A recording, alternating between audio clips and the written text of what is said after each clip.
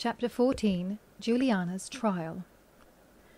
The most hard-bitten sentinels of Striven, armed to the teeth with cruel-looking weapons, fell upon the stunned Juliana. They swiftly tied her hands behind her back with stout cords, lest she attempt escape.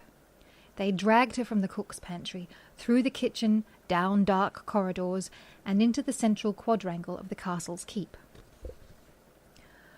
Old Morven Moribund, Under-Secretary for their Majesties, King and Queen Doubtfear, come out here, the guards shouted. You're wanted for a finishing, they added darkly. Aye? What's all this noise and heavering about, then? Said the Under-Secretary, emerging from one of the doors in the quadrangle, where he read and wrote out all the legal rules of Striven and added a few of his own. The guard, Bogdan, answered. We had word from above that there'd be some mischief afoot. In the kitchens, funnily enough. And I'll be blowed if it wasn't darn true. We found this here goblin girl in cook's pantry, a-stealing their honours' fancy Jubilee cake. Bold as brass, if you like. We was under strict orders to arrest the miscreant and bring her to you. Well, bring the wee thief forward then, Bogdan, directed Mr. Moribund.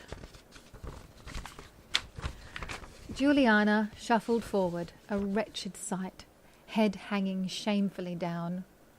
By now a crowd of people, young and old, had downed tools and gathered to see what all the commotion was about. What is the prisoner's name? Mr. Moribund began. Juliana Wintour, she said weakly.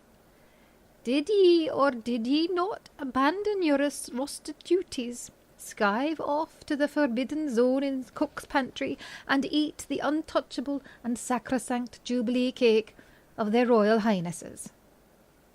I did, sir, she quailed. Section 24A, subsection C of Striven's Due Punishments for Thieves and Miscreants Act states that larceny is committed by a person who, without the consent of the owner, fraudulently and by stealth, takes or carries away any good or chattel not belonging to them, with the intent of permanent deprivation of the owner. The felony is compounded by any breaking, entering, or trespassing on property not their own. The maximum penalty for such a crime is that recompense be made by the offender to Lord Catfish himself in the form of a life. That is, the convicted offender must be offered up to Lord Catfish as a sacrifice. On the prima facie evidence of the arresting guards, the conspicuous presence of cake crumbs lodged on the right-hand corner of her mouth, and the prisoner's own admission of guilt, my considered pronouncement is thus. Given the extreme audacity of the crime against their Majesties, and the temerity of filching the said cake, I pronounce the prisoner guilty of grand larceny in the first degree. Therefore, you, Juliana Winter, will receive the maximum penalty for such a heinous transgression of the said law. As fair and just punishment, you will be cast out of the door and be made sacrifice to the fearsome Lord Catfish, as penance for this felonious turpitude. A ripple of amazement went through the growing crowd. What sort of sacrifice? Blurted out Juliana quaveringly. Why, haven't you been listening, girl? You, of course, said Mr. Moribund. At the same time, Queen Doubtfear had been informed of the occurrence and was infuriated. As she stood aloft the balcony of one of the royal apartments, transported with rage, both chins wobbled. You horrible little grub, she cried, shaking her finger at her violently. You Babylonian burglar! How dare you steal my beautiful cake? I spent hours making that cake. Or at least I spent hours telling cook how to make that cake.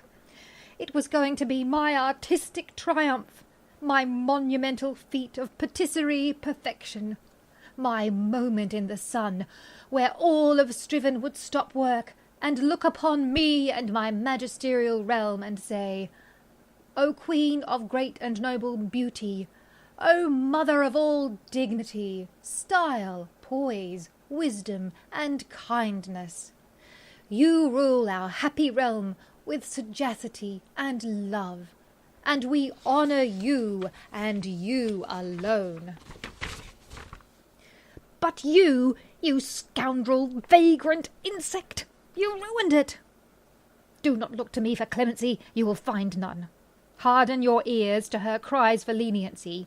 Spurn her maiden pleas for mercy. Take her to the outer door of no return, and cast her to the teeth and claws of the fearsome one. Bogdan nodded, and they marched a trembling, sobbing, ashen-faced Juliana down to the door with Porte de Mort inscribed on the lintel. The great door swung open on its hinges. She felt the guard's rough sausage fingers push her in the back, and she stumbled, falling into the terrible beyond.